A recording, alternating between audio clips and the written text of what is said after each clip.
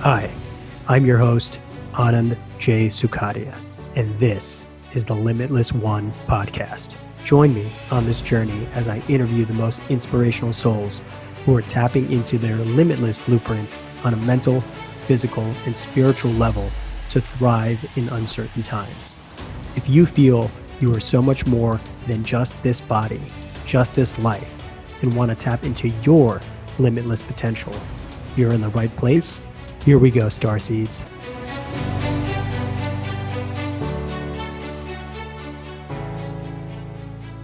What if you were entering the prime of your life, embarking on your greatest days ahead, and then all of a sudden your health takes a turn and you're diagnosed with a cancerous tumor? Today on the Limitless One podcast, I dive deep into the mental, physical, and spiritual journey my dear friend Jamie Forward Mazza is on right now as she heals herself of a cancer diagnosis. Jamie Mazza is a holistic health coach, lifelong dancer, and passionate mental health advocate. Jamie has been working as a coach since 2013, receiving her certification from the Institute for Integrative Nutrition and deepening her education under wellness experts like Nicole Jardim, Gabrielle Bernstein, Aimee Raupp, Dr. Daniel Amen, and more. Jamie is passionate about putting her clients in the driver's seat of their health to build the tools to foster healthy relationships from within and to build a lifestyle and nutritional habits that will encourage a healthy, happier life. In 2023, Jamie received a diagnosis of a rare thymic tumor, an autoimmune disease, and has been diving deep into naturopathic healing on her journey towards radical remission. She started her podcast, The Forward Think Tank, in 2024 to share her healing journey and stories from thought leaders in the wellness industry, as well as stories of hope from others on their own healing journey in hopes to help someone who needs it. Currently, Jamie resides in Jersey City with her loving husband, Nick. When she's not working, you can usually find her out in nature, starting a dance party, enjoying a delicious meal, cooking, or traveling. Welcome to the Limitless One podcast. Jamie Forward Mazza, how are you? I am doing well, my friend. We are spending a lot of time together this morning, so I'm really loving it and I'm good. I'm feeling jazzed, energetic. So grateful to be here. Thank you for having me on the podcast. It's an honor. Yes, my honor. And yeah, we just wrapped up a podcast where you interviewed me for your Mm, forward thinking podcast, and a lot of fun. And I talked a lot, and I'm sorry I went over a little bit, but yeah, a totally lot of fine. amazing nuggets. And now I get to explore your mind and see. Yes, the roles reversed. Yes, yes, yes. So yeah, thank you so much for coming on. First of all, Jamie and I have been close friends for almost 7 years now since opening Om Life Wellness, and we got to meet each other through the mutual connections we had at Busy Bee Organics and Om Life Wellness, and it's a friendship made in heaven because Jamie is one of the most inspirational people that I know. And Thank I'm you. so blessed to talk to you today, and we get to dive into your story and the story of healing. And yeah, let's start with the banger. So, Jamie, All right. what does living a limitless life mean to you? Whew. So I told you before we started recording that I was looking through some of the questions, and of course, I knew we were going to probably kick off with this one. And I think this is something that if you asked me this even a year ago, I would have had a completely different answer. Um, I I realized this year of growth, of healing, of rapid change and decision making that I was somebody who used to live within limits. I used to have timelines of when I wanted to accomplish things. I used to sometimes tell myself like, "Oh, you can't do that yet." So this year, it's like all the masks have been lifted, all the layers have been peeled back. I've been thrown into extremely vulnerable situations, into scenarios where I've had to make really quick decisions that are also pretty critical for my health. So being limitless to me is really just taking all of that fear, taking all of that judgment, taking all of that like I can't, or like I need to wait until a certain time, just like putting that all to the side and just stepping into your power and stepping into your truth and taking life, by the rails, by the handles, and just stepping in, being open to receiving, um, and not allowing your mind to stop you from creating what is possible, which is really anything that you want to bring into this world. So just stepping into that, you know, paying attention to the things that make you feel good and, allow you to vibrate at a higher frequency and bring you joy. And just again, like taking those shackles off of like limiting yourself and going through life as narrow-minded, just being like open and free. That is to me what feels like I'm living limitless. It's beautiful. And it's crazy to think that the biggest obstacle in our way to living limitless is ourself. And also the biggest driving force Hmm. behind living limitless is ourself. So it seems to me that there's one common, what are they, at least common denominator, right? What is Hmm. the Yes. the value that's always there, and it's us. And once we understand that and we take responsibility and we move forward with that knowledge, then yeah, what is the limit? How much do you want to put the accelerator on? How much do you want to put the brake on? It's totally up to us. Yeah. Yeah. And I think if this last year has shown me anything, it's that I need to trust myself more and I need to tap into that wisdom. And I really have nothing to be fearful of at this point, which feels very powerful to say that. So, you know, bring it on, life. I'm ready. I love it. So, Jamie, tell us a little bit about your background and, kind of bring us to the point of, everything that happened in the last year. Ooh, this could be a loaded story. Like, how far back do we want to go? So yeah, I mean, so many things are coming to mind, but I think I'll back it up maybe like 10 years. So I guess let's back it up a little bit further to like college. So I studied psychology in school. I was always a deep feeler, pretty sensitive person, pretty introverted, and I always knew that I wanted to help people. So, people would often come to me with their problems. I was a good problem solver for others. I wasn't always a great problem solver for myself. So I studied psychology and I really thought that was like the route I wanted to go. I wanted to, have my own practice and um, I think that was kind of the beginning after I graduated undergrad of like not trusting myself because I wasn't really sure what direction I wanted to go. I knew intuitively that I did not want to prescribe medicine. So I did not want to step into the psychiatric field. I really wanted to help empower people to live their best life and, help them overcome some of their own limiting beliefs and barriers. But I found myself really overwhelmed around that time, not really sure what I wanted to do and what direction I wanted to go into my career. So fast forward a few years, I had experience in working in corporate America, working in corporate marketing at some of the most prestigious companies that anyone would be happy to be working for, but I wasn't feeling that fulfillment. I ended up, I had a background in dance. I have danced since the age of 3. It's always been something that has truly brought me joy, lit me up. It's always been an outlet emotionally for me. I danced professionally in the NFL for a year when I was in college. I danced or cheered rather. I guess I was professional cheerleader for the Buffalo Bills. I danced on the dance team throughout college. I then, when I moved to the greater New York City area, started teaching dance fitness. So I did that for almost a decade. And that was always something I did on the side. But again, I was having these people come to my classes and really experiencing that joy and like magnetic energy when they stepped into my class. And I'd often have them coming to me, talking about issues of weight loss or like mental health struggles or all these things. So it's kind of like that psychology theme came up again. I ended up finding the Institute for Integrative Nutrition. So I went through that training. I really loved it because it was, as you and I talk about, we view health from a holistic lens. So I have been coaching ever since 2014. So it's been over a decade at this point, or a decade this year.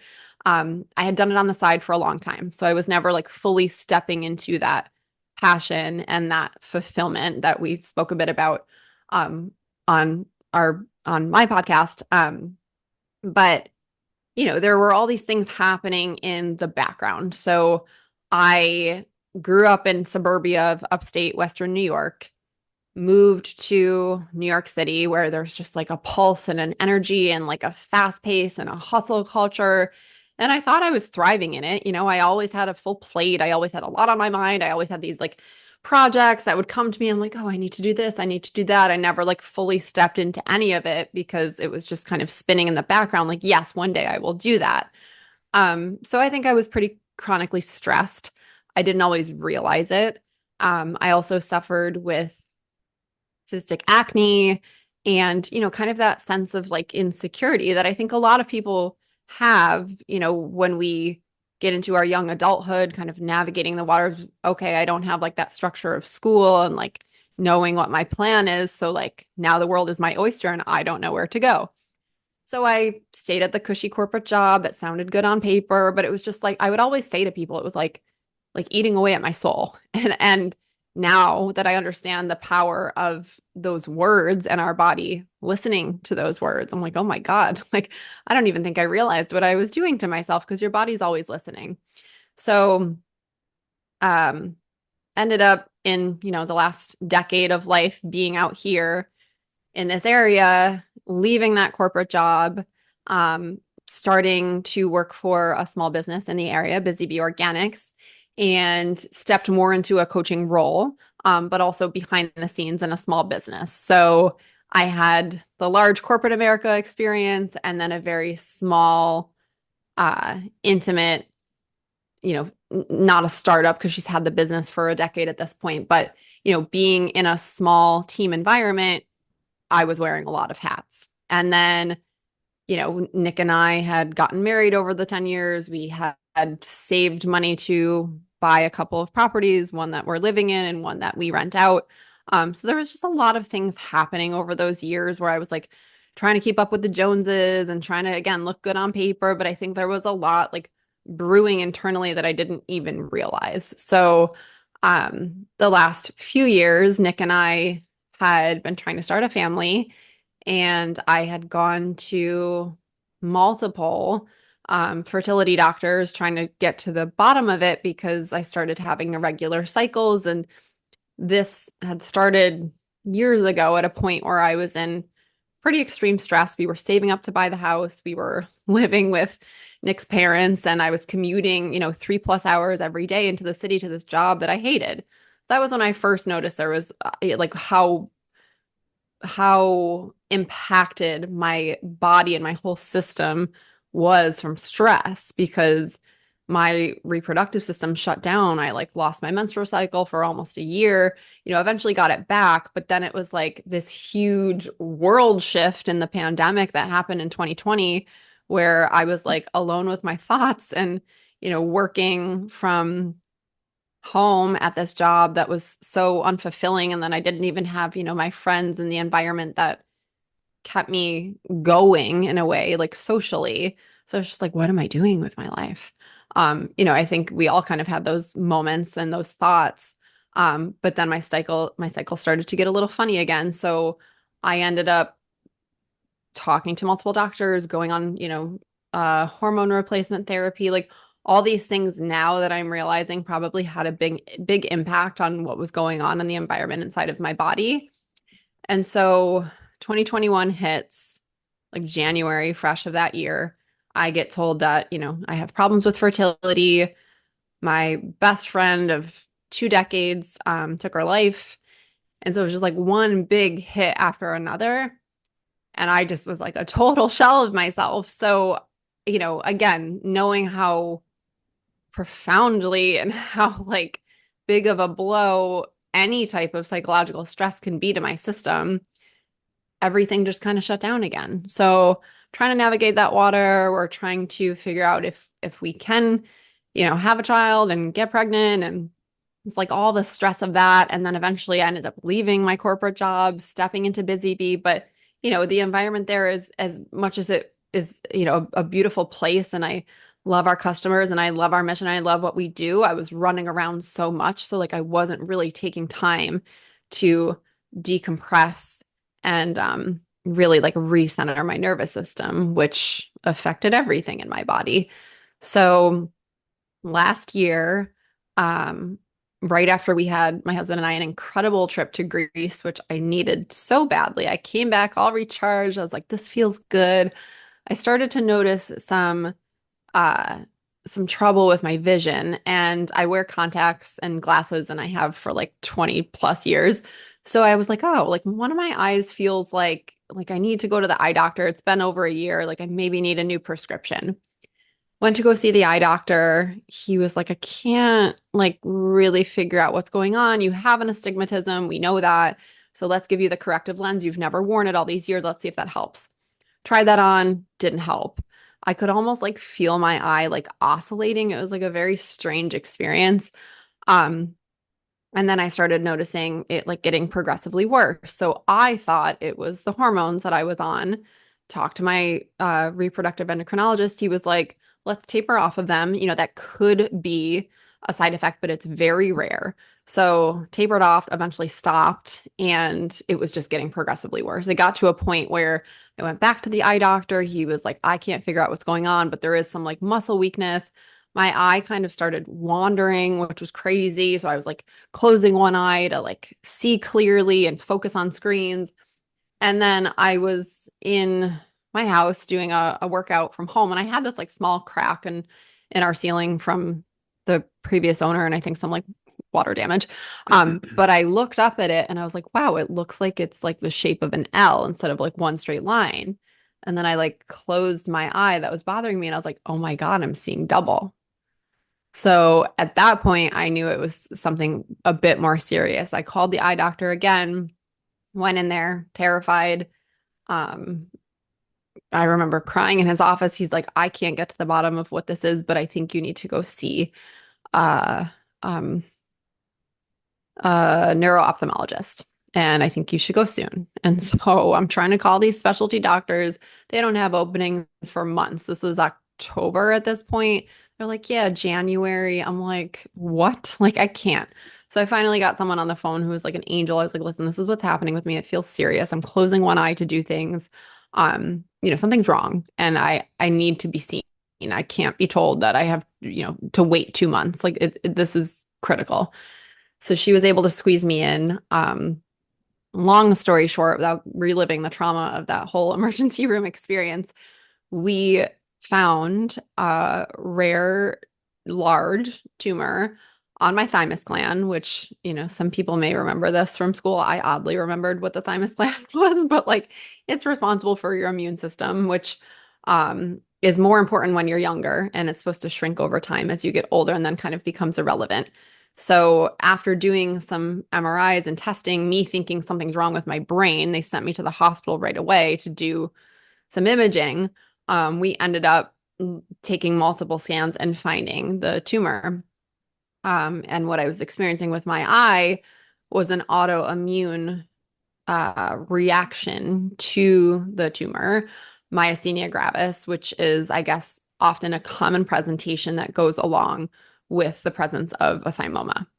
So, had to go through the biopsy, all of that, um, you know, telling us it was not benign, it was cancerous. And yeah, it just like, I think my husband and I were totally stunned. For somebody who, as much as I kind of painted a picture of me being a stress ball, I was also someone who was, very physically fit. As a health coach, I took care of, I had the highest integrity of food always in my system. I was trying to check the boxes and do all the right things to get a diagnosis like this, I was just like, WTF? Like, what do you mean?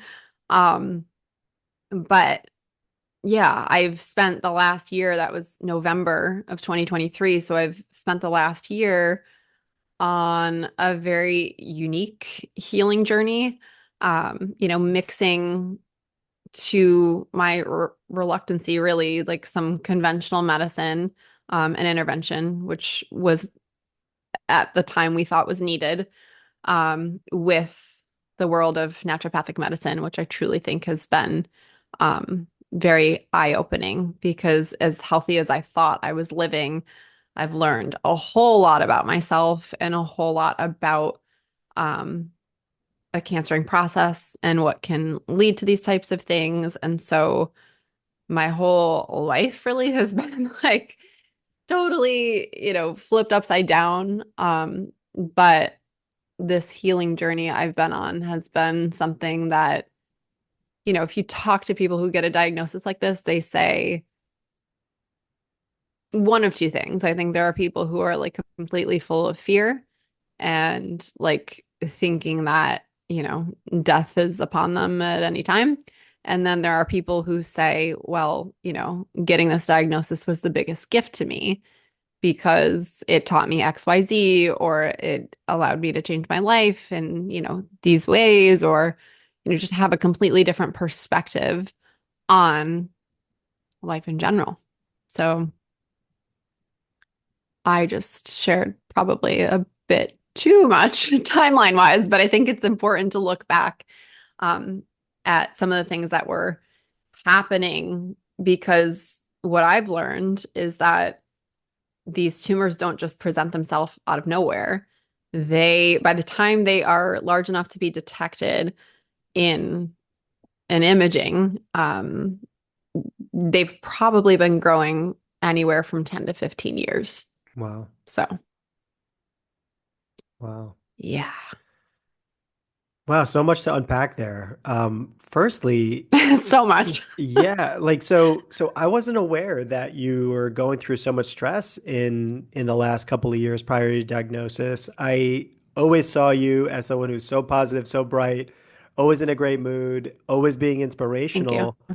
And it just shows you, I guess, like we don't know what people are going through until we like figure or until they share about it because we're all going through some, invisible pain that we're dealing Yes, with. And just because if somebody looks great on the outside, don't just assume that everything is hunky dory. I always looked at you. I see the totally. relationship you had with Nick, and like, oh, that's a like couple goals I aspire to someday when I was single, and I just like always saw you as someone who's just like amazingly positive person. I never saw you in a bad mood, and yeah, to hear that you went through so much at that time, and then also coming into this diagnosis with so much knowledge of health and everything like that, like it kind of gives you a unique perspective on how to then make decisions going forward. So I know, let's Yes. talk a little bit about that. Is like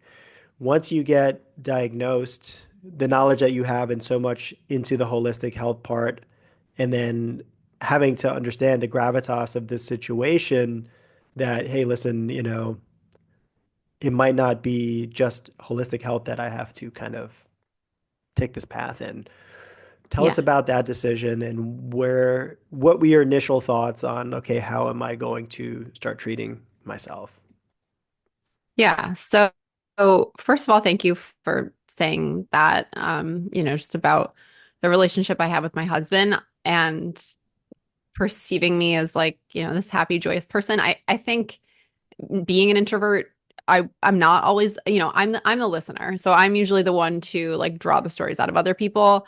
I'm not one to like unload my bag of complaints or like my trauma or, the shit that may be happening in my head onto others. And I try to be mindful of that, but I also am realizing this year that like sometimes you need to be vulnerable, you need to share, you need to be open to letting that out. Um, but in terms of my husband, he is probably one of, many people that I'm blessed to have in my life that bring out the best in me. So he has been a huge support and like a rock, and I'm so grateful for him. He's very much a glass half full kind of person where, I think that energy has rubbed off on me. I think if you had talked to my friends in like high school and college, like I could sometimes be the glass half empty. So I'm evolving a lot. But in terms of the diagnosis, like when we were in the hospital and I first got an indication of what it likely was because we hadn't done a biopsy yet, I had this overwhelming feeling wash over me. I think it was God or, whatever you believe in, the universe, spirit. I just had this overwhelming feeling, which was odd because most people getting that news would be like, oh my God, like I'm devastated. My life is over. Like, go into like crisis mode. And like, sure, there was definitely a little bit of that. But I had this overwhelming sense and voice like telling me, like, you're going to be okay.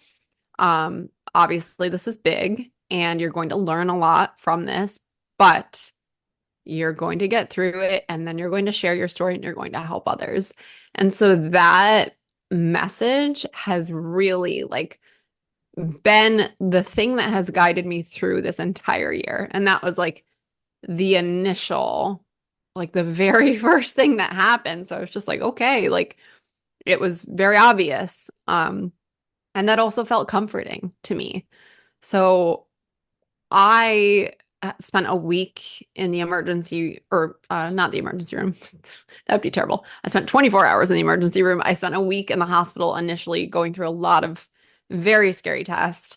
And thankfully, my husband being who he is, he slept in that uncomfortable chair the entire week, not leaving my side. But, I was sitting there somehow getting sleep at night.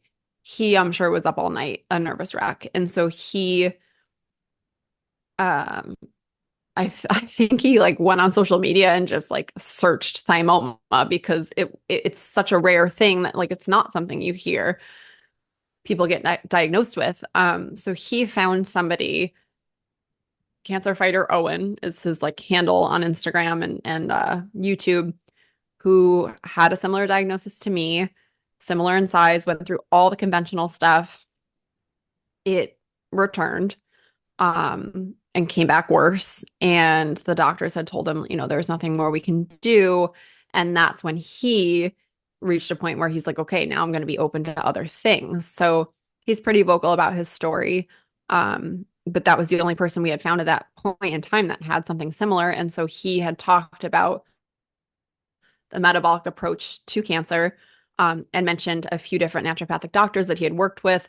So I was fortunate enough for Nick to put that in front of me from the very beginning, because I think if I had to go down the rabbit hole of research, I truly don't know where I would have been. I would have really wanted to lean into the holistic side, but I have no idea like where my mind would have been if that wasn't presented. And, Nick is very faithful. He has a great relationship with God. I'm sure he was like praying, praying, praying, like, give us a sign, help us out.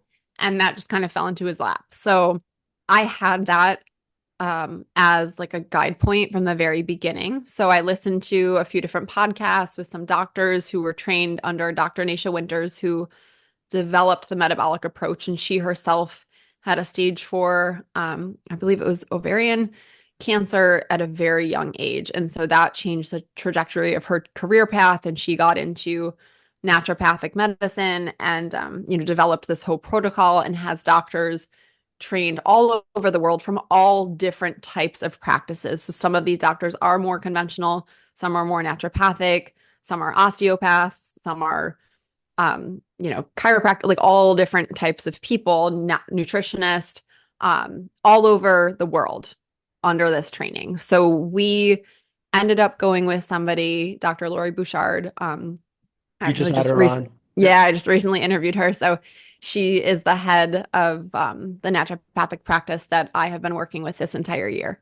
And she, I mean, I couldn't tell you like the comfort that I felt to be in that care, because just like me being a holistic health coach, looking at everything, not just like the very narrow, like looking at the tumor and okay, how do we attack that? It's like, no, you're looking at me as a whole person. Like the first conversation I had with one of her doctors was like, tell me about Jamie, not just like, tell me about your diagnosis. It's like, I want to know your story. Mhm. And so from the very moment that I entered that world and working with them, I felt this deep sense of comfort. And They do monthly lab work, so much more in depth and with a much more finite range of normal and abnormal than conventional medicine. So I would Can do you that monthly. can you just tell Yep. us a little bit about the versus conventional lab work that, hmm say, a doctor would prescribe? What are some of the other markers that they look for? Yeah. So I can actually, let me see if I can share this with you and we can link it somewhere. But there's different buckets and categories that Dr. Nasha looks at with her protocols. So there's certain inflammation markers. So things like your hemoglobin A1C, which is your fasting glucose over the course of 3 months. Um, some other inflammation markers are your IGF-1. So um, your oh my God, my brain is like being racked right now. Your fasting glucose, your fasting insulin, and then there's also things like your angiogenesis markers. So does this tumor have the ability to bring in a blood supply and create its own blood vessels and its own energy source? So things like VEGF, your iron, your copper, your ferritin levels, like those things all kind of work together. So there's a lot. I mean, there's so like it's a laundry list every time I go to get my blood work. These people at like LabCorp are like, "Are you serious?" I'm like, "Yes, we want to look at everything Mm. because when I've gone in to see my oncologist, which I did end up working with one, and that was truthfully because of the guidance of the naturopath. They see a time and a place for them to work together. And once I had my biopsy, the first thing they had me do was look at a stain, which is called the Ki-67 percentage, which I had never heard of. I was like, what does that mean? And they said, we can take this and test the biopsy, and it basically gives an indication of how quickly the cells are proliferating. So knowing that this is on my thymus gland, so it's very close to my heart, lungs, major organs, that number came back pretty high, which was alarming. And that actually made the decision to try chemotherapy and more conventional treatments the next right step. I really had to wrap my mind around that because I just was like kicking and screaming. I remember going into the office of the oncologist like this, and I had like a whole list of questions. And I'm like, listen, what is the likelihood that this is going to work? And he said, well, there's anywhere from like a 50 to 80% chance that it's effective. I said, I'm sorry. All I just heard was that there's a 20 to 50% chance that it's ineffective. Mhm. And I don't agree with that. So I went to meet with the surgeon because typically when thymomas are smaller, which I think, a small percentage of them are large, but more often than not, they are detected when they're a bit smaller. The typical process for, eliminating that from your system is getting it surgically removed. So I was like, let's just opt for surgery. And the surgeon said, listen, I can do that surgery. It's going to be pretty invasive. It's going to be a very intense surgery. So I would actually recommend you trying treatment to see if we can shrink it. And let's do 2 rounds and let's see what happens. I'm like, okay, like I gotta wrap my head around this. But the first time I went through it, I didn't. I tried my hardest. I just felt in my body that it wasn't the right thing to do. And while we saw like a minor reduction in size, it wasn't impressionable enough for surgery to be have an easier. It wasn't going to be an easier surgery, to say the least. So that was frustrating. And then I had like some hiccups along the way over the last year, which then led me to try a different series of conventional medicine, which triggered an intense autoimmune flare, which was very scary. As somebody who's physically active, even though I've changed the course of my workouts over the last year, I'm not like doing heavy, intense lifting just because of where the tumor is located. I need to be a little bit careful. And I'm also trying not to stress out my immune system and like spike my cortisol. So my level of activity and types of activity has changed.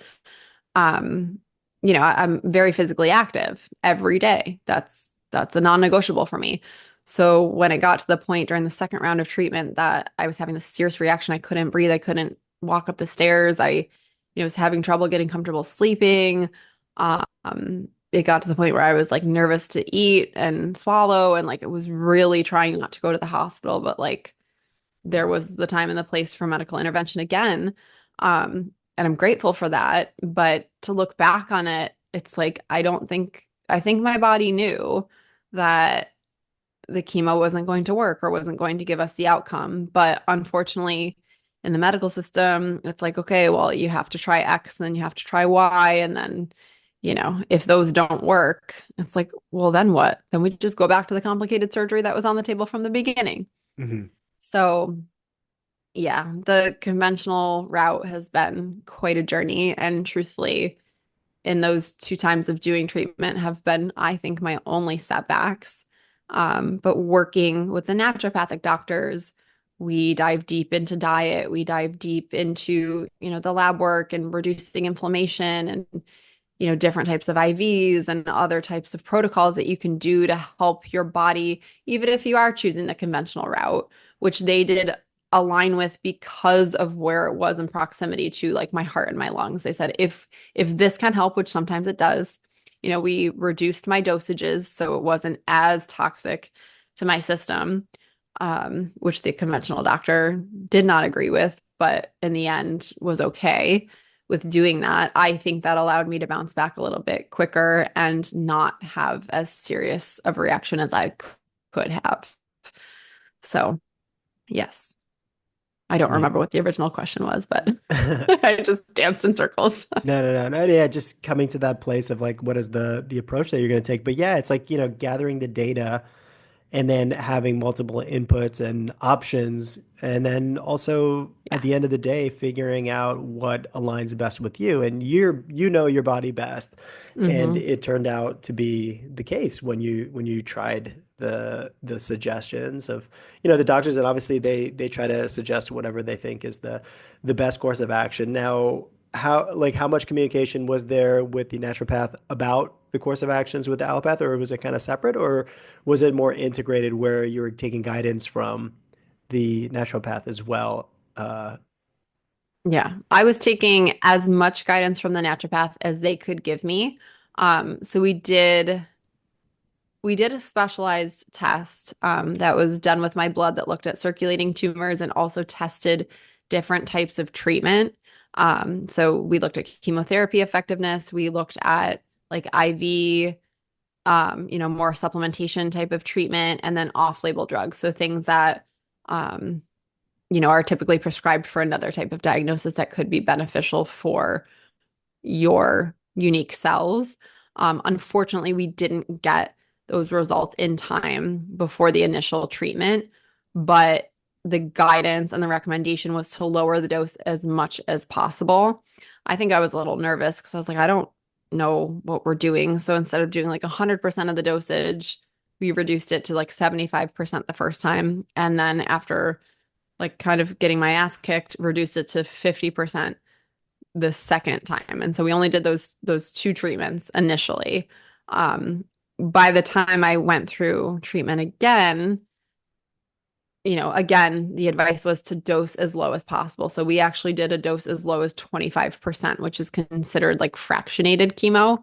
Like a Um, microdose of chemo. like a microdose of chemo. And I'm like, okay, well, having experienced some of the side effects that I did the first round, I said, if this is going to um, limit those side effects, but still put a push on those cells to die off, which is what we're hoping for, but keep me as healthy as possible, great.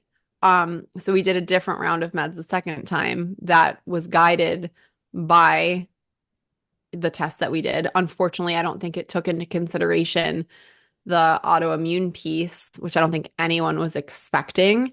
So that just caused, and I was, we spread those 2 treatments of 25% across 8 weeks. So the first 7 weeks, I was totally fine. I rebounded in like less than 24 hours. I was feeling great. By the last week, the 8th week, it was like the straw that broke the camel's back. and my eye started flaring up again, and then it turned into like a host of other symptoms. So I was so grateful in that moment to have the support of the naturopath, because I my oncologist was just kind of like, I was like, I can't breathe. Like, I think something's wrong. Like I'm not okay. Like, I had full body muscle aches and pains. Like, it was just like, I was really tired. It was awful. My eye was flaring up. He was like, maybe you caught something. Like, maybe you got sick, or I'm like, I haven't really been around that many people. I've been trying to be mindful. He kind of like washed his hands of it, which really Mhm. bothered me. Yeah. And in hindsight, we ended up looking at some of my inflammatory markers outside of even what we were looking at with the naturopath. And there was this one marker that indicated um, muscle wasting or muscle weakness. And, the healthy range was like somewhere between 0 and 140, and mine was measuring in the 2000s.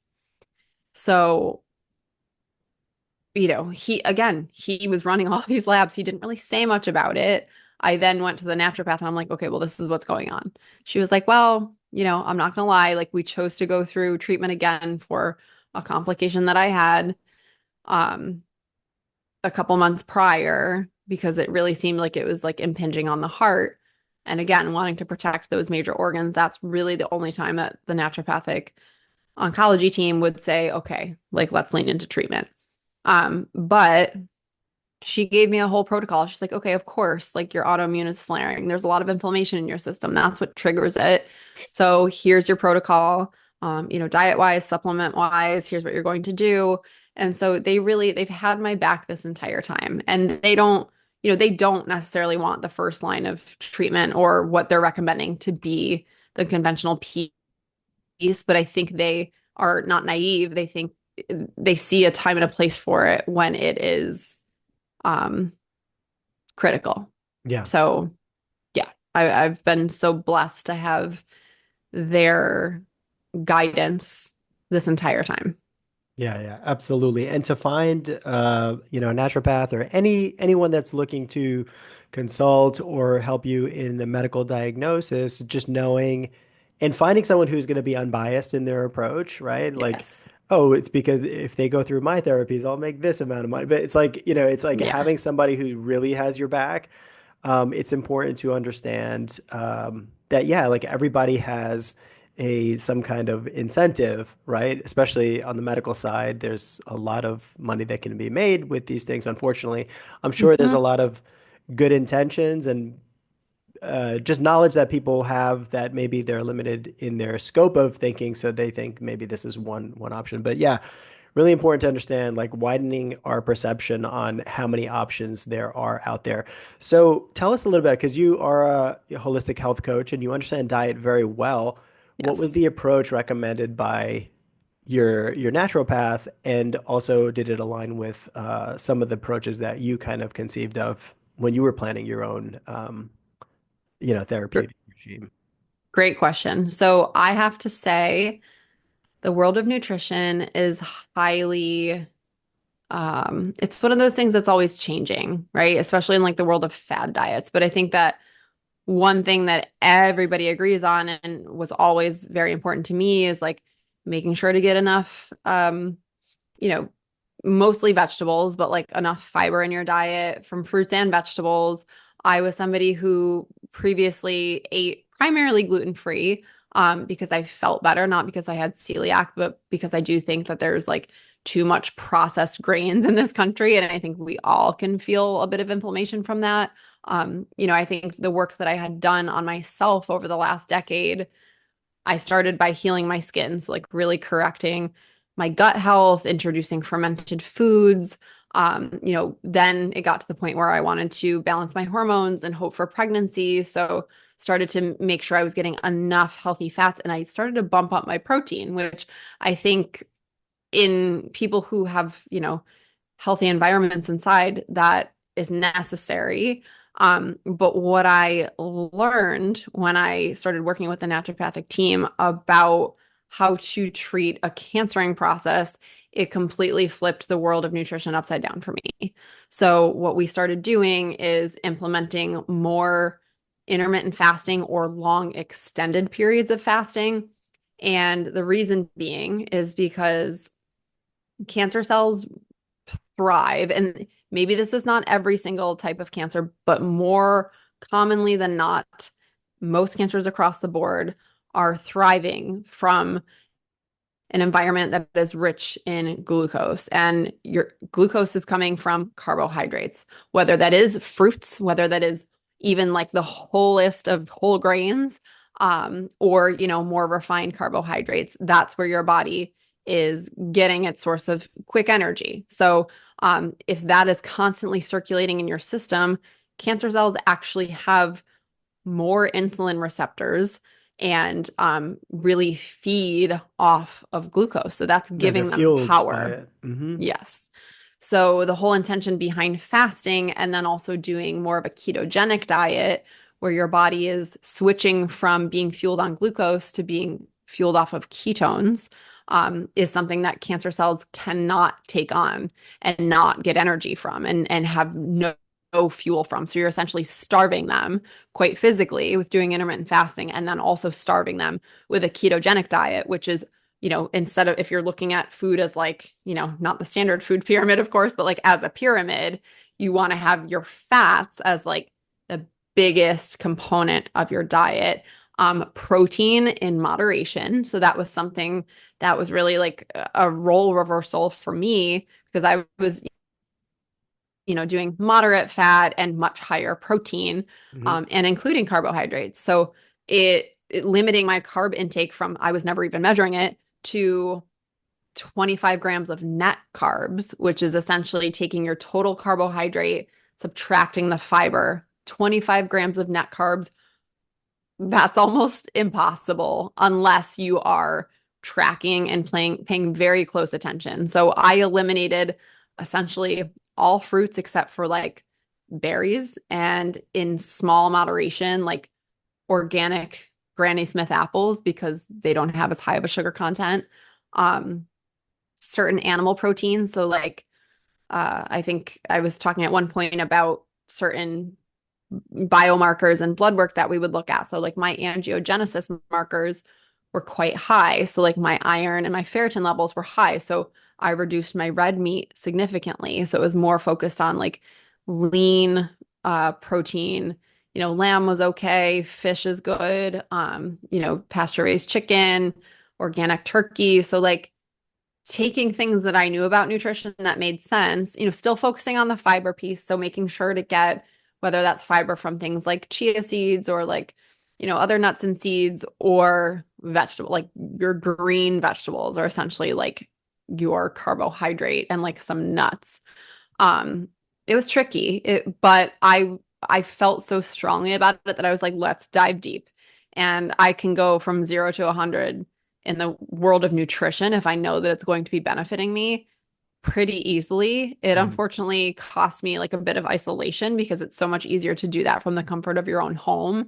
It made it hard to go out in public because you don't know what types of oils these restaurants are using, or, it doesn't always matter, but like if their vegetables are organic, or, more importantly with animal protein, like is it conventionally raised? Is it full of hormones and, steroids and things that my body really doesn't need right now when I'm trying to heal? Or is it qualitative? Is it grass fed and grass finished? What was the animal eating? It's all, you can go down a really dark rabbit hole asking all the questions, and half the time the servers have no idea. Um, bless their hearts. But I think it made it tricky to go out. So I was often preparing my meals from home. Um, it was a very controlled environment. I started testing my glucose and my ketones on a daily basis. And it was really amazing to see like what types of things could set off your glucose. But what was even more interesting is that our glucose is not only measured and indicative of the carbohydrates we're taking in, but it can also be bumped up by stress. So Yeah, cortisol.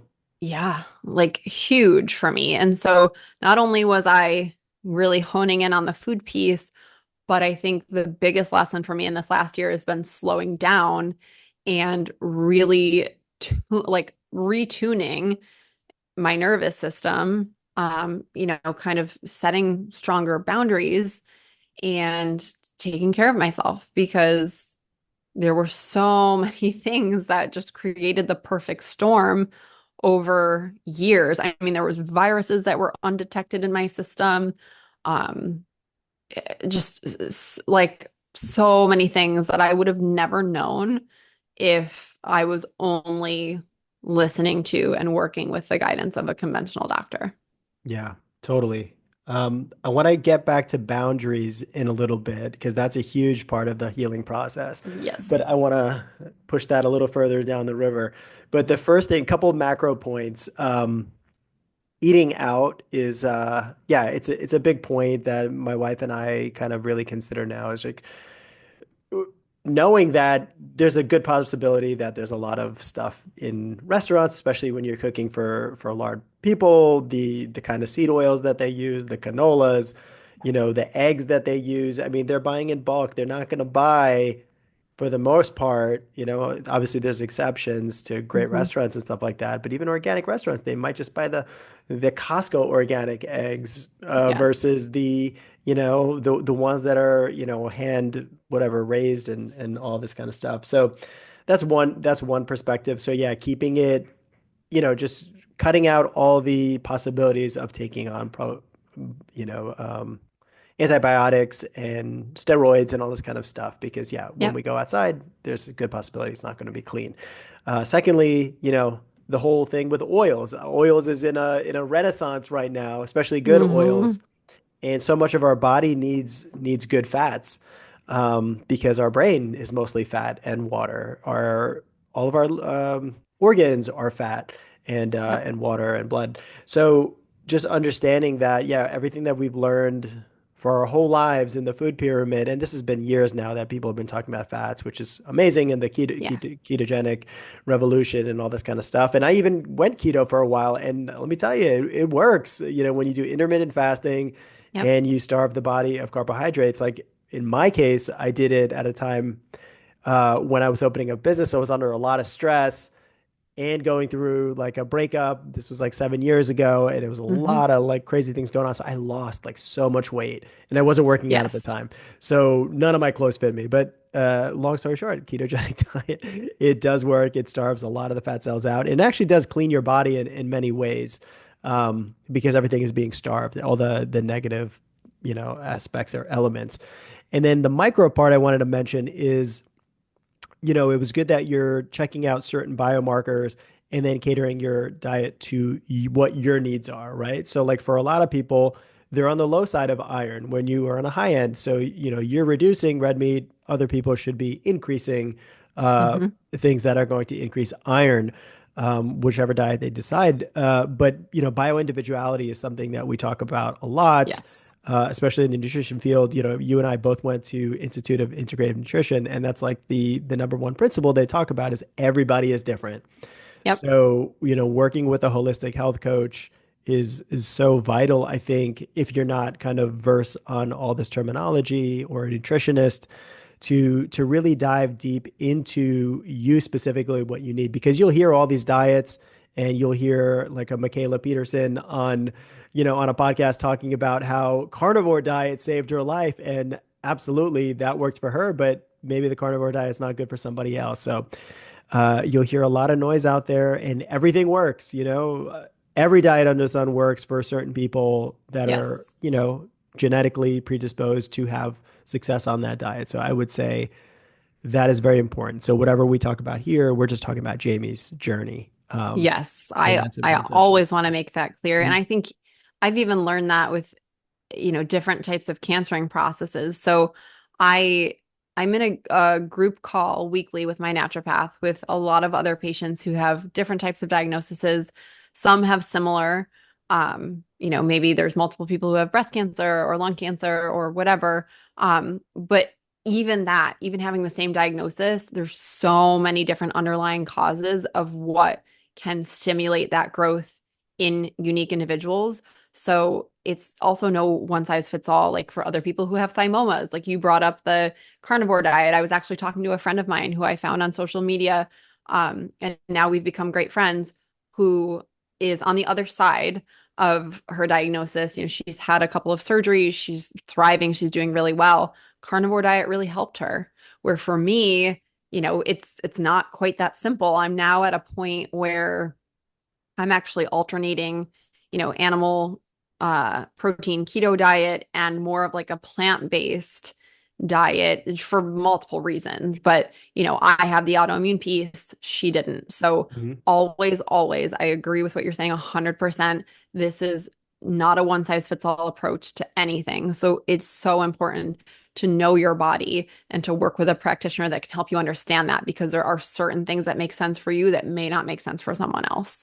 So it's really hard to take, some of the trending information out there about anything, whether that is a workout or a, a diet plan, or even like, the right mental health tools. Like there are some things that are going to resonate for you because you're you, and there are some things that aren't going to resonate for the person sitting next to you because they're them. So, Yeah. And also we're it's like a duality where we're living in the greatest of times in terms of information that's accessible yes. to Yes. us. And then the other aspect of it is there's so much information that, it might be challenging to find the information that's best for you, right? A With so hundred much percent. noise out there and so many trends and, just kind of cutting through all that noise. Um, so we kind of went into the allopathic approach. We talked about diet, which is super important. Tell us a little bit about the holistic remedies that or modalities that you chose to use, but also framing it from the perspective of being realistic because there's so many different options out there. Secondly, there's not, there is research on many of them, but again, big pharma is not funding holistic Mm-mm. remedies. So, when people say, "Oh, but there's no research," like, duh, like the FDA is not funding the research on Yeah. holistic remedies. The They're not pharmaceutical making enough companies, money doing that. yeah, the pharmaceutical companies are funding the FDA to green light all of their stuff, but it's challenging. So there's so many things out there. There's a lot Mm-hmm. of things, and you hear a lot of success stories. So how do you narrow down what is the most appropriate for you in your case? And then obviously there's limitation because everything is out of pocket. So Yes. there's a budget aspect to it all. So kind of, going through that framework of like, okay, so which remedies did you choose? Which are you continuing with? And Mm-hmm. then which are some things that you might be exploring going forward? I Yeah. know that's a lot. So, it is, but I think there's a few that I'll probably touch on that are like the biggest key players over the last year. So, um, I did not make these decisions on my own. I did this in partnership with my naturopath and Mhm. understanding how this cancering process is being fueled. So knowing that and, doing some of the more in-depth testing, like I mentioned, the test that looked at the chemo effectiveness, but also looked at like off-label things and then looked at things like IV therapies or supplementation, that really guided what made sense because it's showing what makes sense for my cells. So one thing that I do that is pretty common in the naturopathic world is high dose or IV vitamin C. So when people think about vitamin C, they think, oh, it like, helps me not get sick over the winter. That is true. So like low dose or like, oral dose of vitamin C is going to be helpful for immune support. But high dose vitamin C, so this is like 25 grams or more. So at one point I was doing like 50 to 75 grams. It makes sense for, it has to make sense for your body weight, make sure you can tolerate it. But high dose vitamin C is actually oxidative to the body. And you want oxidation when you're trying to get these cancer cells to die off and, go into apoptosis. So get Mhm. killed and then get flushed out of your system. So high dose vitamin C is something I was doing on a weekly basis. It is something that you need to pay attention to how your body's reacting to it because there was a couple points in time over the year where I was doing other oxidative therapies on top of it. So I actually have disguised behind me under a sheet, I have my hyperbaric oxygen chamber. So that is another thing. So not only can cancer cells not thrive in an environment that is, fueled on ketones and short of glucose, they also cannot survive in an oxygenated environment. So quite Mhm. often when there are tumors present in the body, it is an environment of low oxygenation. So getting into the hyperbaric oxygen chamber when you're in a state of ketosis is what's really going to put the pressure on those cells to die off. But too much oxidation in the body is never a good thing. That's why people, you want to eat an antioxidant rich diet in general. If you're healthy and you don't have these, health challenges going on, you want to make sure you're maintaining a good level of antioxidants because there's so many oxidizing things happening in our environment in the world. But Yeah. And can I just and it, add one yeah, thing? So yep, in the 1930s, Otto Warburg won the Nobel Peace Prize for his work on cancer. And yes, he stated that cancer cannot live in a oxygenated environment, and cancer can only grow in acidic environments. yes. So we've known about this since the 1930s. Like if we put the amount of resources we have in medicines and all this kind of stuff and pharmaceuticals into just the work that he came up with, and this is the 1930s, like this is a long time ago, guys. Why haven't we been focused on this in terms of the pH balance in the body? Obviously, your stomach digestive enzymes need low acidity, right? Hmm. Or high acidity, sorry, Hmm. low pH acidic values, and then other parts need to be alkaline. But balancing the pH, balancing the hormones is so important. And then I think one of the major things we should be asking ourselves is anytime we get a diagnosis or we have some kind of health issue, is like if our bodies are designed to be, and if you look at everywhere in nature, it doesn't strain to thrive, right? Like when you look at grass growing on the field or trees growing, as long as it's in a good environment, it's going to thrive. Our bodies are meant to be the same way. So the question to ask is not why this specific thing happened inside my body. The question to ask is what environment exists within my body to actually allow that to thrive. And then Yes. once we realize that, become aware of it, and then start changing the environment, then you're going to not see those things being able to Yeah, you're thrive. disabling it, Mhm. right? Yeah, Absolutely. Yes. Thank you sorry. for, Yeah, no, don't say you're sorry. Thank you for of adding that. I think that's a very course. valid point. Um, yeah, I mean, I guess just to add one more thing to the list, and I've also done some other IV therapies, again, just based on what made sense for my system. I've done like IV curcumin, I've done IV, oh God, the name of it is escaping me right now. But there were certain things on that supplementation list that were shown to You're help doing with ozone as well, or you are doing ozone? ozone. I actually started very recently. So Okay. ozone I started about 3 weeks ago, and I will talk about that. But I actually Mhm. have these sitting in front of me. So Yep. this is a vial of mistletoe. So this is the mistletoe plant. It's grown in Germany. This is also commonly used in Europe to treat tumors. It's actually And like the Christmas mistletoe. the Christmas mistletoe, Wow. exactly. There are multiple different um, varieties of mistletoe, so it's important to work with a practitioner who knows what they're talking about. When I got that testing back, I could see, what was ranked highest on the scale, which then determined how you want to work with that. But mistletoe you could do it IV intravenously, which creates a very um, strong reaction in the body. I actually did that at one point when I was working upstate with a naturopathic doctor and had like welts the size of like a grapefruit on my abdomen. They're like, no, that's normal. You want a reaction with mistletoe. So Wow. opposite, this is more like less oxidative, but more supportive for your immune system. And it can actually be shown to attach itself to tumor cells and help the cells die off, but it's helping modulate your immune system. And when you have a cancering process inside of you, your immune system is highly dysregulated. It is confused. It is clearly not recognizing the cancer cells, which I heard this from my naturopath early on in working with her. She's like, all of us have cancer cells in our body at any given time. When you have a healthy environment and ecosystem inside, your immune system knows to attack it and to rid of it.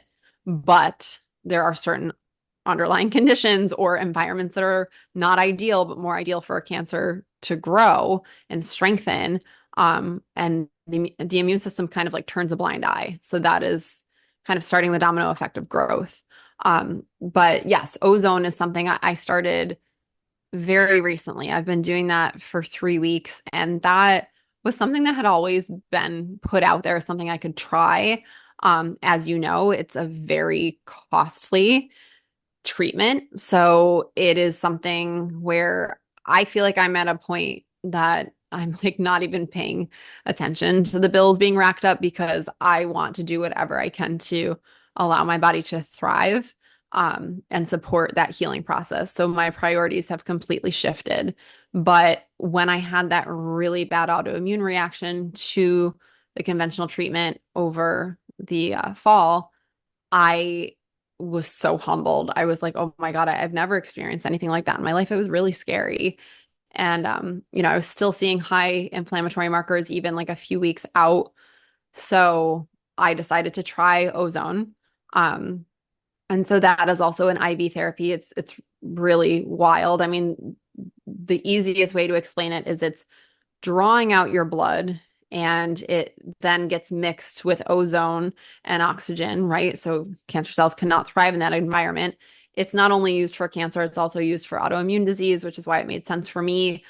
It can help with viral load, it can help with bacteria, pathogens, um, you know, any type of fatigue or other underlying health conditions. I would always, again, consult with a doctor and make sure it makes sense for you. But I would say over the last few weeks of doing it, I'm finally getting my groove back. And, even just talking to friends and, other people that I work with, I also see an acupuncturist, on top of everything else, a therapist. It's like I'm doing all the things. But I can finally say that, like, when people ask me how I'm doing, it's not just like, oh, like, still recovering. It's like, no, I feel good. I feel so much better. And what blew my mind last week when I was doing that ozone is, and I get a little like queasy. I don't like to look. I'm like, just poke me, don't tell me, like, let me know when it's over. But the nurse, because of the involvement in it, because they will do multiple draws of your blood and, mix it up with the ozone and put it back into your system. They do that multiple times. It's a very labor intensive process. So the nurse has to sit there with you. How And so she's long like, is it? it took, I mean, I haven't got to the point where I've done 10 passes, which I think is like the max. I've done like 7 or 8 just based on what my body is In one setting? able to handle in one setting. And that takes, it's not long. I mean, those 7, 8 passes took me like 45 minutes. Okay. And is it this like it can't be the entire amount of blood volume in your body, right? How does No, it? no, no, no, Yeah. no. Yeah, it's definitely a fraction. I can't speak to that. I want to say it's maybe like a quarter Okay. or maybe a little bit more than that. But yeah, I'm by no means the expert in this. This is like very new to me. And Mhm. sometimes I'm just like, I don't even need to know all the details, just like tell me what to do. But last week the nurse was like, I just want you to take a look if you're open to it because you see all these little white specks in the blood. Like this is what just got drawn out of you. I'm like, yes, what the heck does that mean? And she's like, these are like signs that impurities are being drawn out of your system. This is a good thing. It's not good to see all that, but it's good that it's being cleansed from your body. So like clearly there are things that needed to come out. And then I did it again this week and we didn't see as many. Mhm. And like, I can't even tell you. I mean, my energy is better. I'm hoping that my inflammation is going down. My digestion has oddly improved. So there's just like a lot of physical symptoms I'm noticing, that are helping improve my healing process. So Yeah, from a common sense perspective, even if you don't know all the science, if you're taking the blood, adding oxygen to it, which our body needs and thrives on, and your ozone, which is O3, it's going to, yeah, like purify because we use ozone in our float tanks mm, to purify I the didn't know that. water. Yeah, That it, makes it sense. it kills all pathogens, and so if you're doing that to the blood, it's actually would be incredible, right? And Yeah. it's a pretty simple procedure. Obviously, it's expensive, but it's a simple thing where you're taking blood out, ozonating it, and then putting it back in. Like, Yeah. there's no harmful surgery or anything like that. It's Yeah, exactly. pretty amazing. I mean, I've also been using the energy enhancement Yes. system, so I feel like we need to talk about that. Yes. Um, Tell me about your experience doing the EE system. yeah. So I mean, you've had this for maybe a little over a year now. I remember seeing you putting some information out there about it. I didn't really know what it was, but again, like I just said, sometimes I'm like a less is more, and if I know it's going to be helpful for me, I'm going to try it. Um, I just, saw some of the benefits you were highlighting, like it's increasing, the vibration of your healthy cells, and it's also great for inflammation and, just great for your nervous system. I'm like, okay, why not try this? I've really stepped back from how much physical work I was doing, and I'm doing a lot more behind the scenes. So I have the time. And I remember the first time I went into the system. I mean, one, it's just like the coolest thing ever because you really don't know what to expect. And I always tell people it's so hard for me to put it into words because it's more about how I feel after. But the environment you create in there is so peaceful. You've got like all the light blocking shades, so it's like a dark peaceful environment, and then you've got like the tranquil music and the zero gravity chair. So I was just like, okay, like I have nothing to lose. I sat there. I think the first time maybe I came for an hour, and I remember asking you because at the time I was like in the middle of doing conventional treatment. I'm like, can this have any adverse reaction? You're like, absolutely not. No, it's only going to help. So the first time I was kind of like doe-eyed and just like wanted to watch and see what was going on. I think I was like playing music. So I didn't necessarily fully allow myself to relax, Mhm. but I had gone home after I had done the detox protocol you talk about with the bath, and I had the deepest sleep that I had had in a very long time because there's just been so much percolating like in my brain and a lot of like waking up in the middle of the night to pee or just like with a nervous thought. And so I slept peacefully throughout the night for the first time in months. And so that alone was like, wow, that felt amazing. And then I decided because I felt so good, like I'm going to get back in there. I've made it a point to go as much as I can, like once a week, Mhm. sit for a couple hours. And now I'm able to just fully relax. I turn my phone off. I fall asleep and take like the deepest naps in there. And I wake up feeling so refreshed. I typically go into the sauna after to just like sweat it all out. And, I noticed very obviously with that autoimmune flare that happened over the fall, all I could think about, after I talked to my doctor and she's like, here's the supplements you're going to take, here's the diet changes we're going to make. Um, I just couldn't wait to get back into that system. And I remember reaching out to you after, and I was just like, oh my God, like whether it was like an energetic feeling, like I had a little bit more of a pep in my step, my eye was starting to feel a little bit better, like all these visible signs that inflammation was lowering in my body, and also just like a nervous system reset because it's so peaceful in there. I was like, oh, like my body needed this so much. Like, thank you for existing. Thank you for having this, technology in there. And it's something I truly look forward to every week because my brain gets overloaded pretty easily between the treatments I'm doing, people asking me how I'm doing now that I'm sharing my story. People are asking me questions. Like, it's so hard. Again, we said it's not like apples to apples. Like, people are asking about certain treatments, and it's like, you need to talk to your doctor about this. So, like, a lot of times I'm like taking on a lot of heavy things, and then I'm working, and then I have, my relationship with family and friends, and just like trying to keep the house afloat and starting the podcast, like all these things. I feel like by the end of the week, my brain's always overloaded. And I Mhm. typically come into the EES like either on a Thursday or a Friday. And I never know, well, I know how much I need it, but I always appreciate it so much more than I realize once I get there. So Yeah.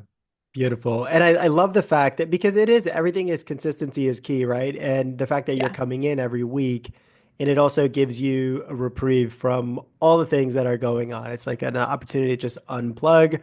And I know you've tried floating in the past and floating's great, but it's not the some people just doesn't like some people think it's the best thing in the world. Some people have a hard time with the salt and sometimes the salt in the hair and all this kind of stuff. But the EE system is very similar in that it just allows you to kind of unplug from the world and put you into that parasympathetic state like right away. People feel relaxed within seconds. I bring Yeah. people up there and they're like, "Oh my goodness, I feel my pulse. I feel my heartbeat. Hmm. Like I feel like I'm just like sinking into this beautiful feeling. Like what are you doing to me right now?" I'm like, Yeah. "It's just a field." And your body deserves this. And really, the Yes. goal is for our bodies to just resonate this kind of energy on its own. We're just getting you back in tune, and we're giving you the right frequency so that your body can generate it on its own. And I would hope at some point in this reality we live in that this becomes obsolete because we are our own power generators that we can create this field. But sometimes, when we're out of balance, it brings us back into balance. So I Hmm. absolutely love to hear that it's helping you in so many levels in conjunction with everything else that you're doing, and the fact that you're continuing to evolve and to elevate on so many different ways. We're not the same person we were a year ago because we've done so many For different sure. things and expanded our minds in so many different ways. So, who is Jamie today versus 1 year ago when you started this healing journey?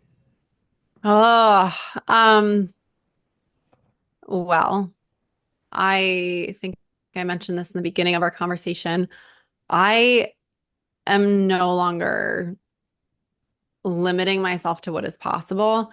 And I realize after having a diagnosis like this, like typically people get, I don't even like to say if you're noticing me like dancing around, like saying the word tumor or saying like a cancering process, like I don't even like to say the C word to myself out loud that I have blah blah blah because I don't like to embody it. I'm really just trying to focus on like the healing process and like yes, there's lots of facts that have presented themselves this year. I think I was somebody who used to get stifled by making big milestone decisions in my life, and I would often just kind of idly sit and spin in my comfort zone until something kicked me in my ass and forced me to make a decision. So I think fortunately or unfortunately, I've sharpened my decision-making skills this year. I've also put into perspective what really matters. And it's not all the big things. It's not the money. Clearly, like I was able to, willingly take a step back from my job and the money. And like, yes, of course, do I want to have more resources to be able to do all these things and have a full life? Of course. And I'll get there. But right now, that's not the focus. So, like, really reprioritizing my peace and also just I have nothing to fear. At this point, some people will say, like, I looked death in the face. I think I've been fortunate enough not to have that scary of an interaction with this experience. I mean, certainly the autoimmune flare-up was pretty close. But I'm not scared of anything anymore. So it's kind of just like I'm living this life. I realized I had been living a life that was so based on expectations of what others wanted from me. Um, Now it's really time for me to step into my power and live a life that's important and figure out what I want and do that and make that happen. Like I've shown that I can make those hard decisions and I can quickly pivot and I can, you know, I can rally, I can heal, I can do all these things. I've totally enabled myself and put myself back into the driver's seat as opposed to being somebody who was like, oh, eventually I'll do this. Eventually I'll accomplish this. Years down the road, this is what I want. Like, why not now? And, a lot of people who get a diagnosis like this will say, why me? From the very beginning, like I said, I had this overwhelming feeling I'm going to be okay. It's like, well, why not me?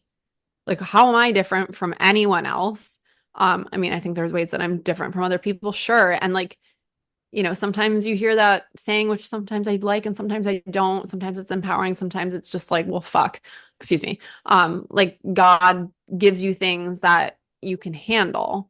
And so I think I've proven to myself that one of the scariest things that can happen to somebody is something that I can handle. And I think I've got a pretty good grip on it. Um, and a lot of that has been all the work that I've been doing over the last 5 years, 10 years to get to a better headspace.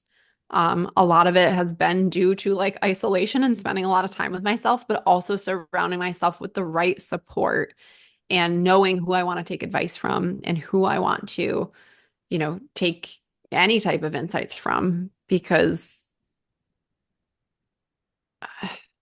what we consume feeds our brain and feeds every decision that we will make. So, Yeah, absolutely. And obviously, we talked a lot about the mindset and the emotional health, especially tackling something that's a challenge in your life and that you've been dealing with on a day in day balance every single day for the last year. What are some of the coping strategies you do in terms of keeping your mind sharp and keeping your emotions positive? just to inspire some other people that might be going through something similar? Oh, it is not always easy. I do my best to start my mornings in peace and quiet, not reaching for my phone right away, and taking at least 5 minutes, if not like 15, 20 minutes to meditate. And sometimes that meditation is like playing healing frequencies because I can't listen to somebody, talk in a guided way. Sometimes it is the guided meditation. Sometimes it's more just like breath work or me just laying on the floor and like letting my thoughts come. I think emotions can bubble up a lot in a healing journey like this, especially when you're watching other people continue on with their life like nothing is wrong. So finding the right support system, and I think having that group coaching aspect with my naturopath, which is very unique, but being able to talk to other people who get it and the right kind of people, right? And I say that with kindness because I think there are a lot of people who are full of fear, and you don't want to take that fear on. You want to very much like protect your energy. So, reminding myself that even though this is heavy, like I need to have moments of joy. So getting out into nature, spending time connecting with my husband, spending time with my nieces and nephews and friends and making a point to dance and play music that feels good. It's like, even though this is happening, I can still have a joyful life and I can still create moments of goodness along the way. That's only going to make the healing process that much better. Yeah, dancing in the rain, right? Dancing in the storm, Hmm. dancing Yes, through this life because we get to make that decision whether we want to dance or sit on the couch and sulk, right? Um, 100%. on the flip side of all the support and the mindset, there also is the importance of boundaries, right? So because so Yes. many people want to give you advice, I'm sure family all means well and friends, but everybody has a story that they want to share and tell you. So how do you manage your boundaries during this time, and also maybe going forward in life, maybe something that you've realized regarding Yeah. It is probably the biggest lesson that I'm learning this year is setting those boundaries. Sometimes I'm great at it and sometimes they fall away. Like I said, because I've been putting my story out there so much, I get an influx of messages and questions. And sometimes I take that on and then I realize I've been sitting there for like an hour responding to people, going back and forth, taking in their stories, which can feel like a lot. Um, but I think more often than not, as I sit here and reach for my phone that I thought was on Do Not Disturb, setting my phone on Do Not Disturb can be really helpful if I know that I'm not expecting an important call. It also just like limits the distractions. So that is one. I've had to have a lot of pretty tough conversations with my family members, especially. Family, it's like we can have the best, most special moments with the ones that we love and the ones that are closest to us, but they're also the people who are not afraid to speak their mind to you. So I think there's often like no filter. I think a lot of my family members, not all, but a lot of my family members were very skeptical of me taking the naturopathic route. There was a lot of fear around that. There was a lot of hesitancy. There was a lot of, why aren't you listening to the conventional doctors? And I think the more that I walked my walk and also talked about why it was so important to me, and even starting this podcast, I mean, my mom was one of those people, and I think she's slowly starting to learn from all these conversations that I'm having on this platform, or all these stories that I'm sharing, or even just how she's seeing how I'm feeling. I mean, unfortunately, on my mom's side, her mother passed away from lung cancer, and so did a couple of our other family members. So I think I have to remind myself that she's witnessed that experience and that she is scared. But I think I remember my dad, on the other hand, who's like much more open to spirituality and like more of like the witchy stuff or like the naturopathic healing. He was like, Jamie, mom's been listening to your podcast and I think she's getting it. I'm seeing her sitting there like very intently listening, and she's taking it all in. And I've noticed that our conversations have been much less stressful. And I say stressful for me because I'm the one receiving what feels like the criticism and the questions and the judgments. And that is something I need to work on, right? It's like I can totally control how I react to that. So being mindful of my reactions, having intentional conversations with loved ones to say, I'm going about it this way. And if you can't have that conversation or you can't get on the bandwagon or you can't support me, then we can't talk about it because it hurts. Like I physically sometimes feel the sensations here where the thymus tumor is. Like that's how my body's reacting to the stress. It's like wild that I know that now and I can Mhm. recognize that.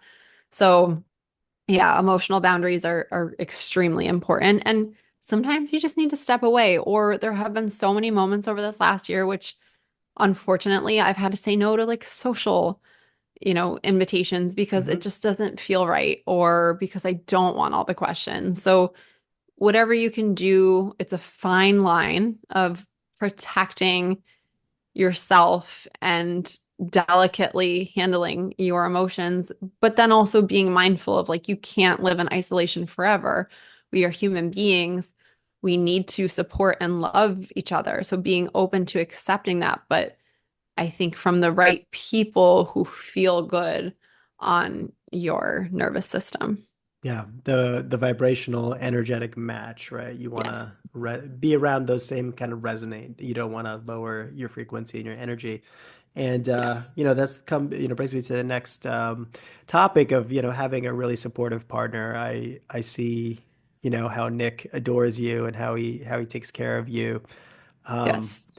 so tell us a little bit about that journey. Obviously, you're going through this together, Hmm. and tell us about some of the things that, in the ways in which it really takes a lot of the pressure off you on how Nick's supporting you, and then also maybe share some advice for Yeah. for those going through something similar and how their partners can support them best. Yeah. I mean, Nick's downstairs working right now. I was like, you can't come up in this room because I'm going to be podcasting for hours. He's like, tell Ananda I said hi. But he, I think if he was here answering this question, he would say the number one thing that has gotten him, and I think both of us, I think I've opened up my heart a little bit more to this and leaned more into my faith in God. And, I know not everyone believes in God, so I'm not saying you need to do that, but believing in something bigger than you and both of us being able to offer that up has lifted the weight at times that it feels really heavy. So I know he prays all the time. And I think, we've started going to church together, which sometimes resonates with me, sometimes it doesn't. I got to be honest. I feel like I can talk to God at any time. Mhm. Um, but his faith, I think, is what has kept both of us as positive as we've been. Um, and I think too, just like reminding ourselves to have fun. It's talking about all of this openly, like being able to have an open line of communication with your partner or whoever that special person is in your life is really important. It's not always easy. He doesn't always see eye to eye with me. But I think we always remind ourselves that we are a team. And so, when one of us is down, it's like, that's the role of the partner to like support you and keep you afloat. And, we are in this together, even though sometimes I'm like, no, it's physically happening to me. It's also emotionally happening to both of us. So, I kind of forgot your initial question, but yeah, he's been incredibly supportive. And not only has he been doing some of the research and putting some of those facts in front of me or putting the right, um, level of support in front of me, or at least giving me like things to look at so that I don't have to do all the heavy lifting of that research has been helpful. I mean, he has stayed with me in the hospital. He has witnessed a lot of my like breaking points, but I think if I need to cry, he lets me. And I think that's something that just like comes out of nowhere sometimes now, and I just let it flow. I used to like not always, but I used to at times suppress those emotions. Then you realize it's doing nobody a favor because then they bubble up and they become just so much more intense than they Mhm. need to be than in that moment and just like letting it pass. Like crying is extremely cathartic. Um, Yeah, and so to yeah. surrender to the support, right? Like when your spouse really holds you and sees you and you feel like you can share that vulnerability. It's such an important thing in any relationship to be able to really express how you feel at any moment. And you Yeah. know, I think it's really magical when you can find a partner like that, like you found with Nick, like I found with Kate, and to feel safe in that container. Yes. Safety. I think that's a big thing. Like he has always felt like home to me. Um, so I feel like it is always a safe space for me, even if we're just sitting there saying nothing.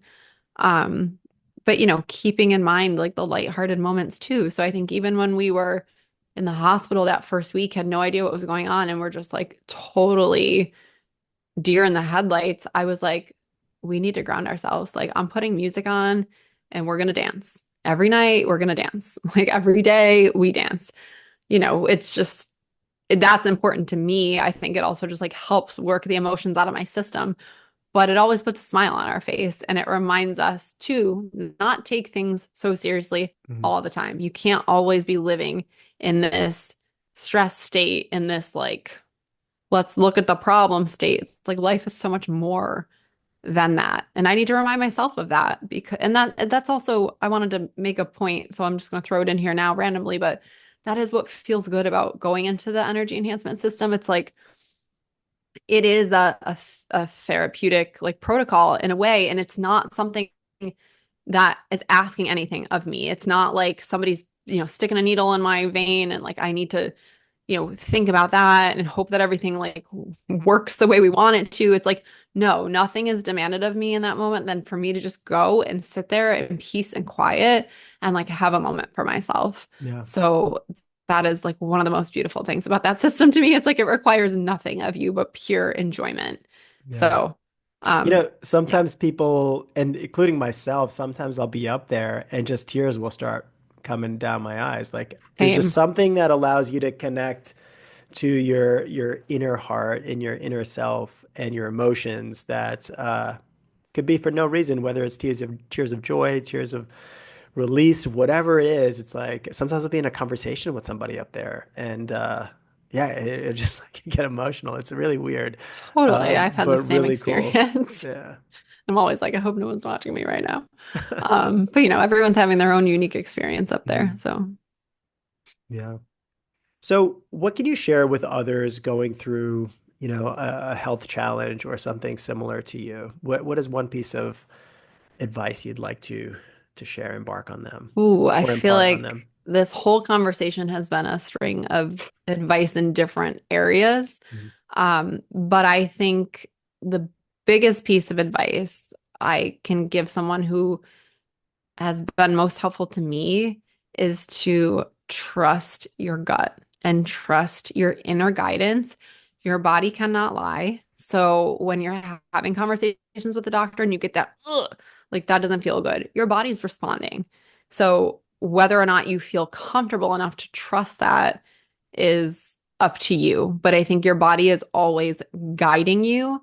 I think don't be afraid to get multiple opinions, which is something that's something that didn't feel good to me because I'm like a less is more person in many ways, and sometimes information overload is too overwhelming.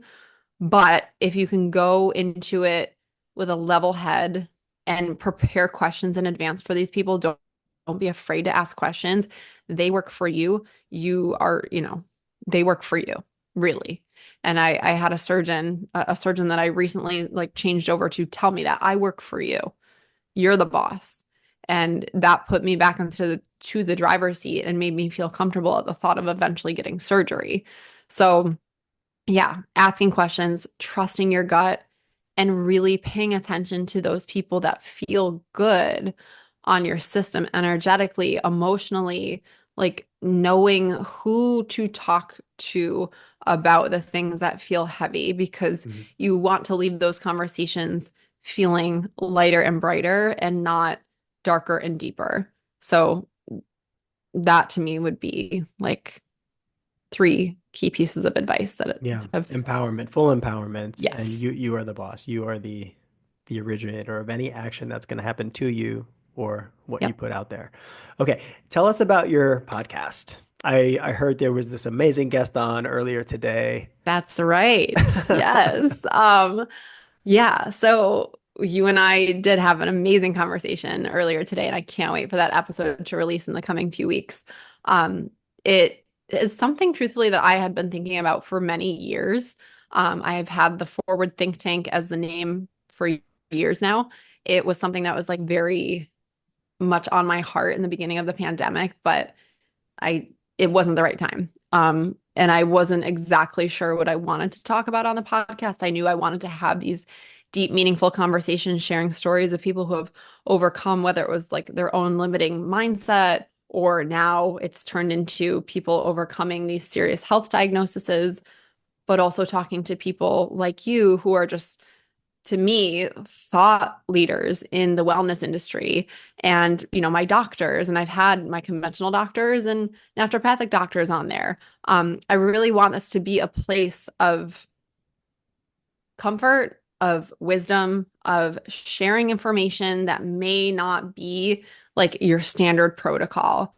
And I want to cover a lot of different topics, but I think it's important to, in my mind, look at the people who have overcome these things and see how they have learned in their own journey, in their own unique path, like what has helped them come and rise above and move on to a healthier life. So I want this to be a safe space for people. I want it to be a place of learning. I want it to be a place of like thought provoking thought and empowering people who are going through a serious diagnosis or know someone. We all know someone who's going through some sort of health crisis or mental health crisis.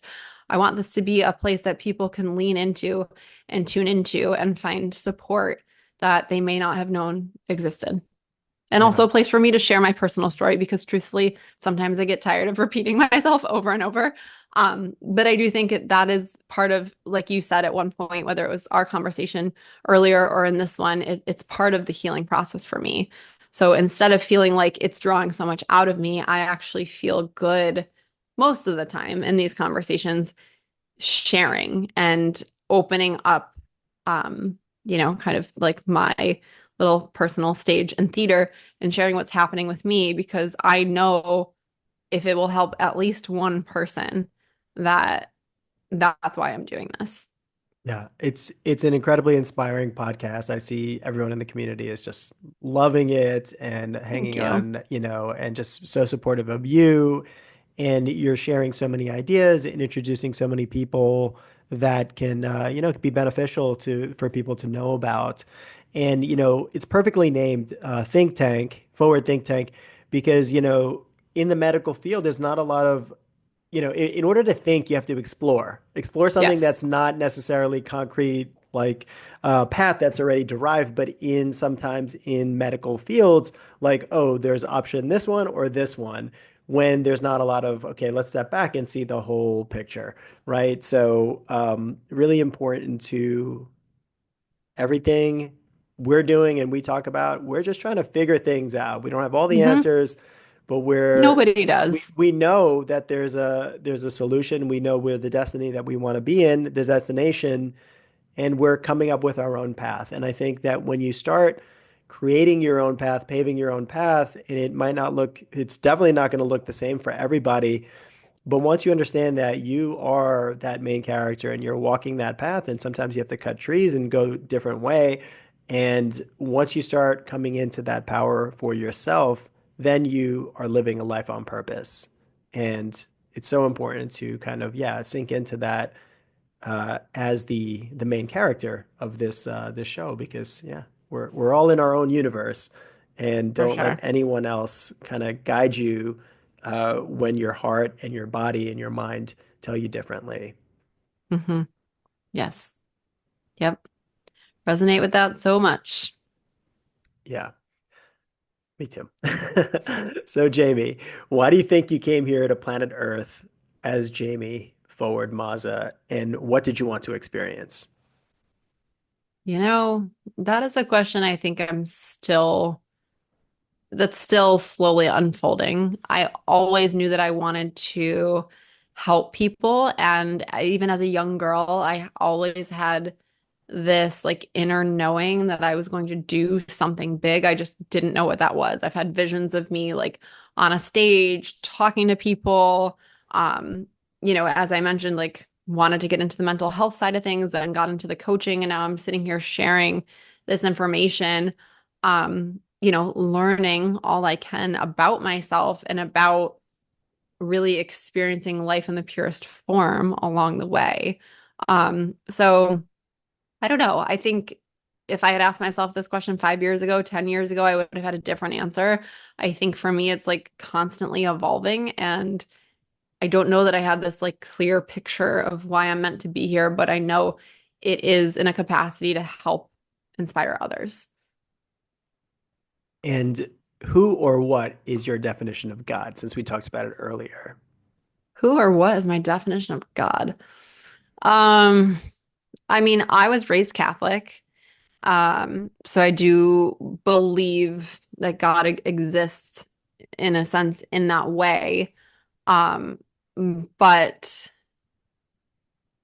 I haven't always resonated with everything that the Catholic way of life has to offer. Like I mentioned, I feel like I can talk to God at any time.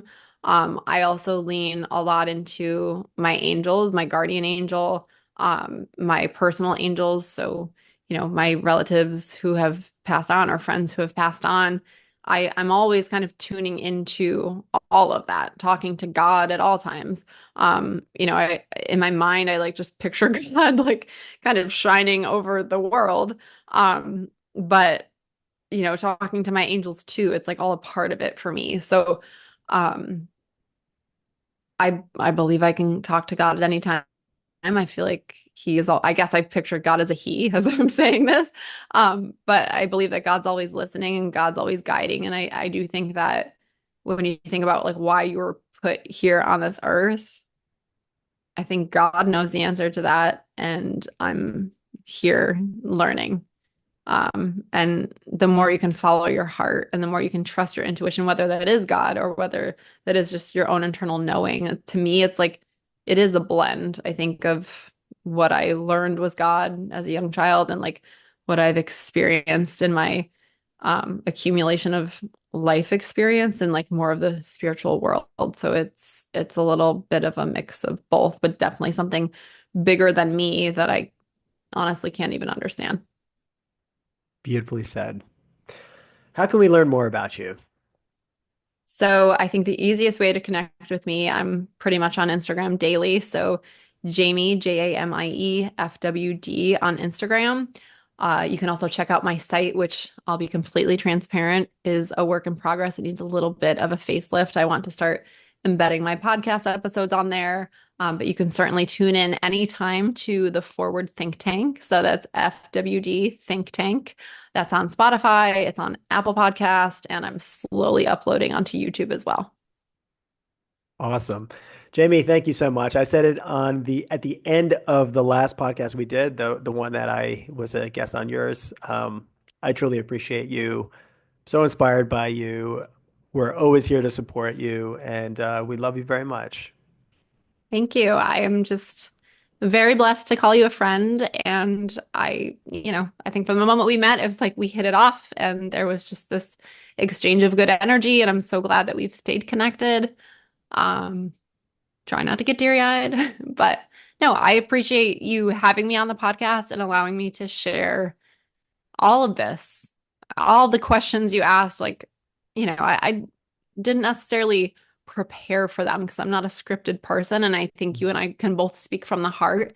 And I think that's what has made these conversations feel so beautiful to me. So I just appreciate your time and appreciate you having me here. Thank you. It's my pleasure. And I have to give Kate a lot of credit. My wife, she did come up with some of the questions, especially one about boundaries. I So love Kate. wanna throw that in there. And we got to get together soon. Zenny Yes. wants to see his Oh, aunt the cutest soon. boy. Yeah. Yes, we'll make it happen. All right. Love you. Bye. Love you.